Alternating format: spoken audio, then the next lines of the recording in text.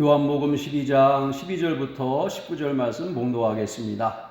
그 이튿날에는 명절에 온 큰 무리가 예수께서 예루살렘으로 오신다는 것을 듣고 종려나무 가지를 가지고 맞으러 나가 외치되 호산나 찬송하리로다. 주의 이름으로 오시는 이 곧 이스라엘의 왕이시여 하더라. 예수는 한 어린 나귀를 보고 타시니 이는 기록된 바 시온에 따라 두려워하지 말라. 보라, 너의 왕이 나귀 새끼를 타고 오신다 함과 같더라. 제자들은 처음에 이 일을 깨닫지 못하였다가 예수께서 영광을 얻으신 후에야 이것이 예수께 대하여 기록된 것임과 사람들이 예수께 이같이 한 것임의 생각났더라. 나사로를 무덤에서 불러내어 죽은 자 가운데서 살리실 때에 함께 있던 무리가 증언한지라. 이에 무리가 예수를 맞음은 이 표적 행하심을 들었음이러라. 바리새인들이 서로 말하되 볼지어다, 너희 하는 일이 쓸데없다. 보라, 온 세상이 그를 따르는도다 하니라. 아멘. 오늘 말씀의 제목, 인생의 갈증이라는 제목으로 은혜 나누고자 합니다. 어떤 글을 보니까 코로나 때에 코로나로 인한 기도, 이런 글이 있어서 여러분과 나누고자 합니다. 하나님, 우리가 얼마나 서로 다투고 싸우며 시기하고 사랑하지 않았으면 서로에게 거리 두며 살라 하십니까? 하나님, 우리가 얼마나 입으로 범죄하였으면 항상 마스크를 쓰고 살라 하십니까? 하나님, 우리가 얼마나 손으로 죄를 짓고 나쁜 짓을 했으면 어디 가나 소독제와 물로 씻으라 하십니까? 하나님, 우리가 이웃 간의 사랑이 얼마나 없었으면 서로 주먹으로 인사하게 하십니까? 하나님, 이제 주둥이 함부로 놀리지 않고 손으로 나쁜 짓 하지 않고 입 열어 축복하며 서로 사랑하며 살겠습니다. 이런 약간의 풍자죠, 그죠? 풍자의 기도문을 보았습니다. 오늘 예수님이 예루살렘으로 오시는 6월절을 맞이해서 수없이 예수님이 예루살렘에 드나드셨죠.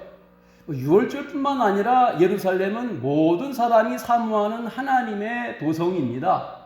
근데 예루살렘은 말 그대로 성이에요. 그래서 다 이렇게 좀 올라갑니다. 예수님이 이날만큼은, 이 종려 주일인 이 주일만큼은 어린 나귀를 타고 올라오셨다, 그렇게 말씀하고 계십니다. 사람들은 전에는 안 그랬는데 모두 어린아이부터 또한 젊은이, 나이드니 다 나와가지고, 여러분, 야자수 열매, 성경은 종려나무다 그렇게 말하는데 우리가 알기 쉽게는 제주도에 가면 그 야자수 나무가 있어요. 그 잎을 가지고 와서 예수님 가시는 나귀가 가는 길에다가 카펫 대용으로 깔아놓고, 어떤 이들은 자신들의 겉옷을 그 위에 펼쳐놓고 예수님이 오시는 것을 굉장히 크게 환호했다 그랬습니다. 그들이 입을 맞추어서 호산나 찬송하리로다, 주의 이름으로 오시는 이여 곧 이스라엘의 왕이시로다 그랬어요. 여러분, 이들의 환호에 우리가 주목할 필요가 있어요. 찬송하리로다, 주의 이름으로 오시느니 이스라엘의 뭐라고요? 왕이다. 예수님을 왕으로 지금 환호하는 거예요. 왕이 되어주세요. 왕이. 우리에게는 왕이 필요합니다. 당시 빌라도가 있었잖아요. 대제사장도 종교적인 왕이잖아요. 그런데 예수님, 우리의 왕이 되어주세요 그랬어요. 예수님이 이렇게 격하게 환영을 받을 수 있었던 이유는 병 고치시죠? 귀신을 내어 쫓으시죠? 오병이어 떡 5개와 물고기 2마리로 5,000명 여자들 아이들까지 2만 명이 먹었다 그러죠? 오늘 본문 18절 말씀은 죽은 나사로의 집에서 죽은 지 4일 되어서 냄새나는, 썩어서 냄새나는 사람이 살아나는 것을 봤다 그랬어요. 그 사람들이 다 와가지고 예루살렘에 소문을 내서 죽은 지 사흘 되어서 냄새나는 사람이 살아났어. 나사로가 바로 그 주인공이야. 그 소리가 쫙 퍼지니까 사람들이 예수님을 받아들이기가 이전하고 이후하고 달라졌는데 완전히 하나님과 같이 살아있는 왕으로 그렇게 환호했다 그랬습니다. 사람들의 바람은 예수님이 만약 그들의 왕이 된다면 정말 행복한 나라가 될 거야. 나는 참 행복한 사람이 될 거야. 우리 집도 그럴 거야. 그런 기대가 다 있었어. 많은 사람들이 이 시대에도 정말 우리에게 행복을 줄 이 시대를 바꿀 그런 지도자에 갈망합니다. 근데 언제나 목마른 만큼이나 항상 실망해요. 왜 그러냐 하면은 사람이 행복을 주는 게 아니기 때문에. 사람이 문제에 해답을 줄 수 있는 사람이 없기 때문에 그래요. 근본적인 행복은 사람에게서 나오는 것이 아니라 오직 예수 그리스도에게서부터 우리의 문제가 해결되는 동력이 나온다는 것이지. 문제의 해답이신 예수님을 만나지 못해서 사람들은 갈급해합니다. 목말라합니다. 예수님을 교회에서 만날까 해서 교회에 온 사람들 속에서도 갈급이 있습니다. 왜? 예수 안에 들어가야 되는데 겉의 만남 속에서는 진실한 생명이 공급될 수가 없기 때문에 그래요. 예수님에게서 육신의 문제와 영적인 문제를 해결할 영적인 동력, 모티베이션 될 동력, 그것이 거기서 나온다 그랬어요. 영적 동력이라는 것은 어떤 것인가? 어떤 어둠과 어떤 무거운 짐과 절망 속에서도 그것을 뚫고 주의 능력으로 이끌어 나가 줄 수 있는 힘, 그 힘과 능력이 바로 동력입니다. 동력. 사마리아 수가성을 지나다가 예수님이 한 여인 만나시죠? 이 여인이 성경에 소개되기를 남편 5명을 만나고 6번째 남편하고 사는 중이라고 소개를 하고 있어요. 이 여인은 남편을 잘 만나는 것이 자기 육신의 문제를 해결하는 비결이라 이렇게 생각했던 것 같아요. 전혀 틀린 말은 아니라고 우리는 생각합니다. 그러나 근본적인 문제는 남편을 잘 만나는 것에 있지 않았습니다. 예수님을 만난 다음에 이 여인은 인생의 새로운 동력을 얻게 됩니다. 이게 중요한 거예요. 사람, 물질, 거기서 동력을 찾는 사람들 항상 갈급해요. 목말라해요. 그녀의 문제는 육신의 문제가 잘 해결되지 않은 데에서 오는 것이었습니다. 여인이 깨달은 것은 문제가 남편을 잘못 만나서가 아니구나 라는 사실을 알게 됐어요. 내 인생의 문제는 사람을 잘못 만나가지고 내 인생이 이렇게 비참한 인생이 되었구나, 그게 아니라는 것을 깨달았다는 게 중요합니다. 예수님을 만나야 영적인 내 문제가 보입니다. 예수 안에 들어가서 그분의 삶의 방식의 눈이 열려야 내 인생의 문제가 진단이 됩니다. 그리고 그 문제가 해결돼야지 내 육신의 문제도 해결되는 것이에요. 예루살렘으로 나귀를 타고 오시는 예수님을 모두 다가 환영했죠. 호산나 그랬습니다. 호산나는 히브리 말로 아람 방언인데 호시아니, 나를 구원해 주세요, 우리를 구원해 주세요, 이런 뜻이에요. 찬송합니다. 주님의 이름으로 오시는 예수님, 우리가 당신을 찬송하고 우리를 구원해 주시기 오시는 당신을 환영합니다. 이스라엘의 왕으로 와 주십시오, 이렇게 말하지요. 그들은 갈망이 있었어요. 어린이부터 어른까지. 어떤 갈망이요? 육신의 갈망. 그들은 영적인 갈망으로 소리 지르지 않았어요. 육신의 갈망으로 어린이부터 어른까지 다 소리 지르는데 어떤 갈망입니까? 우리도 그런 갈망이 있어요. 하나님, 내게 물질을 주시기만 하면 한 방이면 됩니다. 제게요, 건강을 주시기만 하면 좋겠습니다. 제게 성공을 주시기만 하면 좋겠습니다. 그래서 많이, 어떤 이는 비트코인 한 방이면 됩니다. 하나님, 그때 왜 내가 못 샀는가? 주시기면 됩니다. 여러 가지로 주님께 환호합니다. 호산나 하면서. 목소리는 다 큰데 목적은 다 달라요. 근데 그것이 육신적인 문제입니다. 영적인 문제가 아니에요. 근데 그게 주어지면 어떻습니까? 바뀝니까? 바뀌는 것 같지요? 근데 아닌 분이 더 많은 것 같아요. 아무리 집값이 올라도, 그리고 돈을 많이 가져도, 정보를 알아내가지고서 땅 투기로 3년 만에 몇십억을 벌어도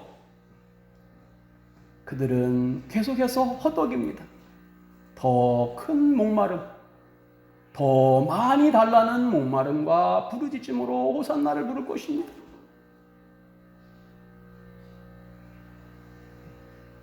이 시대의 사람들의 갈증은 배고픔도, 건강도, 인물도, 지식도 아닙니다.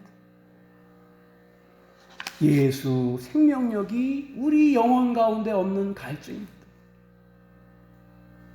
누군가가 내게 영혼의 갈증을 해결할 수 있는 생명을 줬으면 좋겠는데 주질 않아요. 육신은 점점 곤고해져요. 십자가의 보혈의 은혜가 우리의 꿈이고 비전이고 생명이고 소망이 되어야 된다. 이 능력은 내가 의지하고 잡는 육신의 한계를 깨닫는 순간에 예수님을 붙들게 돼 있어요. 그러니까 우리가 하나님께 나아가 신앙생활을 할 때에 한계 상황에 부닥치게 돼요. 왜냐하면은 그 과정을 통과해야지 예수님을 구하니까. 두 번째 호산나는 영적인 갈급을 해소하기 위한 호산나인데, 이 첫 번째부터 안 나온다에 문제가 있는 거예요. 예수님, 이번만 내 육신을 채워주시면 두 번째는 호산나 영적으로 부르짖겠습니다. 아니야, 바뀌었어. 두 번째 호산나로 부르고 첫 번째 호산나로 나를 영접해. 오직 예수 그리스도만이 나의 생명이고 능력이고 나의 전부입니다 고백되는 순간에 생명력이 내 안에 들어오게 되는 것이거든요. 예수님께서 십자가에서 주시려고 한 것이 바로 이것입니다. 예수님은 호산나 부르짖는 군중이 달라고 하시는 것 대신에, 육신의 것 대신에, 그래, 내가 너에게 정말로 호산나에 대한 답을 주겠다. 내 생명을 주겠다. 영생을 주겠다. 구원을 주겠다. 그러신 것 아닙니까? 예수님께서 달라고 하신 그것을, 군중들이 달라고 하신 그것을 생명으로, 영혼으로 대신한 예수님. 요한복음에 그 마음이 이렇게 기록되어 있어요. 6장 56절 57절에 내 살을 먹고 내 피를 마시는 자는 내 안에 거하고 나도 그의 안에 거하나니 살아계신 아버지께서 나를 보내심에 내가 아버지로 말미암아 사는 것 같이 나를 먹는 그 사람도 나로 말미암아 살리라. 내 안에서 예수의 피를 먹고 내 살을 먹어라. 그러면 내가 하나님 안에서 살았던 것처럼 너도 그렇게 살아갈 거야. 수고하고 무거운 짐진 여러분, 육신의 문제가 얼마나 우리를 힘들게 만들어 옵니까? 시대가 그렇잖아요. 나만의 문제가 아니잖아요. 단지 말 안 할 뿐이에요. 근데 그 방법은, 해결의 방법은, 갈증의 해소의 방법은 예수 안에 들어가서 예수님에게로부터 생명을 얻는 것 외에는 없다는 것을 우리가 알고 있습니다. 알고 있는데도 그 생명력이 우리 안에 들어오지 않는 것은 생사화복이 주님께 있다고 말은 하는데 실제로는 우리가 주님께 그 생사화복이 주어질 것처럼 믿고 있지 않는데 문제가 있는 것이죠.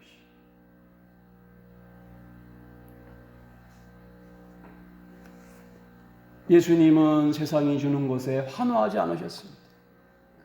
이스라엘의 왕이시여 하는데 환호하지 않으셨어요. 예수님의 갈급은 오직 하나님의 뜻을 이루는 데 있었습니다. 요한복음 4장 34절에 예수께서 이르시되 나의 양식은 나를 보내신 의의 뜻을 행하며 그의 일을 온전히 이루는 이것이니라 그랬습니다. 예수님은 죽는 순간까지 당신의 영혼의 풍성함이 영혼 살리는 데 있었습니다. 영혼 살리는 데. 사랑하는 여러분, 여러분들이 영혼을 살려보셨습니까? 영혼에게 생명을 주기 위하여서 그들을 만나고 그들을 위하여 기도하고 그들에게 예수 생명을 공급해 보셨습니까? 아니, 내가 죽어가는데 어떻게 다른 사람을 살릴 수가 있어요?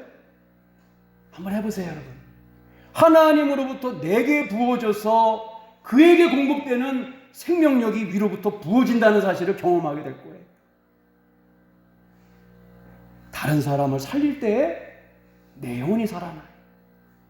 하나님의 뜻을 이룰 때에 내 일을 하나님께서 도와주시고 형통케 하시는 것을 경험하게 될 거예요. 예수님은 그래서 왕의 자리가 아닌 골고다 언덕 십자가 위로 올라가시죠. 가장 영광의 자리에서 주님은 다 이루십니다.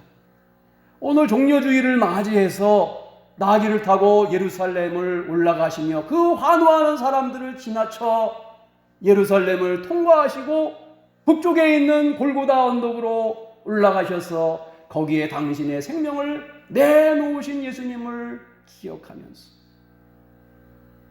내 인생의 문제는 예루살렘 왕자가 아니라 예수님 따르는 십자가 위에서부터 시작된다는 것을 기억하시고 두려움 없이 예수 십자가를 나 자신을 부인하고 올라갈 때 거기에서부터 흘러내리는 예수 생명의 피가 나를 살리고 내 영혼을 적시고 내 육신의 문제를 해결할 수 있다는 축복의 비결을 여러분이 경험하는 시간이 될 수 있기를 축원합니다. 기도하겠습니다. 왕이신 하나님을 찬송합니다. 인생의 문제에 붙잡혀 전전긍긍하는 데서 벗어났어. 인생의 왕으로 예수님이 내 문제를 해결해 주기를 원하는 호산나 환호에서 벗어났어. 내 영혼을 살려달라는 두 번째 호산나로 주님을 만나게 하시고 골고다 언덕 십자가 아래에서 그 피를 마시고 그 살을 먹고 승리하는 하나님의 용사들이 되게 하여 주시옵소서. 그리스도를 믿는 능력이 사랑하는 형제와 자매들에게 넘치는 동력이 되게 도와주시길 원하오며 예수님의 존귀하신 이름으로 기도드립니다. 아멘.